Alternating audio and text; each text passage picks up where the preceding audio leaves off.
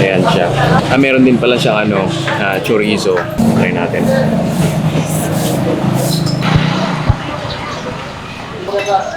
Galing pa po kayo ng Tugigaraw, sir? Yung Mickey nila galing ng Tugigaraw. Itlog. Ayun, karahay nila. Piniprito. Toyo malabon. Yan ginagamit nila. Chorizo din dito sa side. Batil. Minimix na siya, na timplahan na siya ng mga pampalasa, lalo na yung sikat na toyo malabon para sa batil patong. Nilagay na sa serving plate yung pansit, nalagay na yung egg, poached egg siya. Ito yung mixed vegetables nila, papainit muna siya bago siya itap sa pansit. Ayan, may kara beef na po yan, sir. Okay, timplahan ng toyo malabon.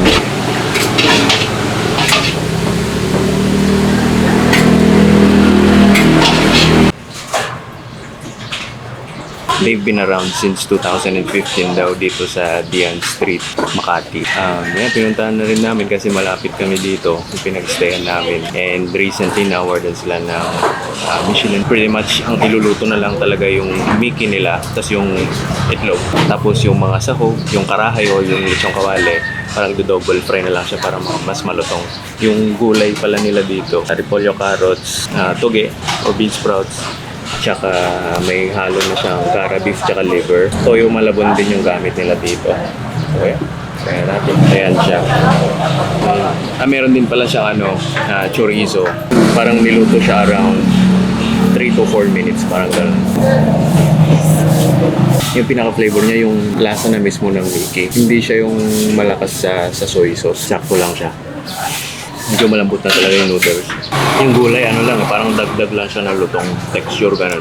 Karahay nila parang lutong-lutong ito. Bulaklak. Egg grab soup na yan. So, pretty much yung lang to, yung kaldo. Ganito daw kainin ng batil patong. Lalagyan mo ng...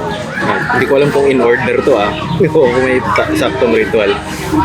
So, i-hydrate mo ulit siya ng batil.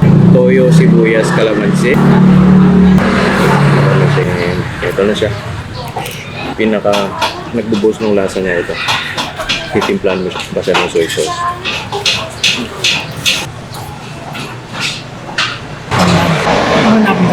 Parang talagang sa itsura na akala mo alak-alak na sa titimplahan mo pa siya.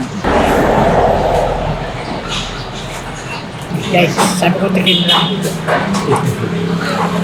Meron silang hataw 150, malupet 180, tapos tong loading nila, ito yung 200. Ito yung version nila ng overload.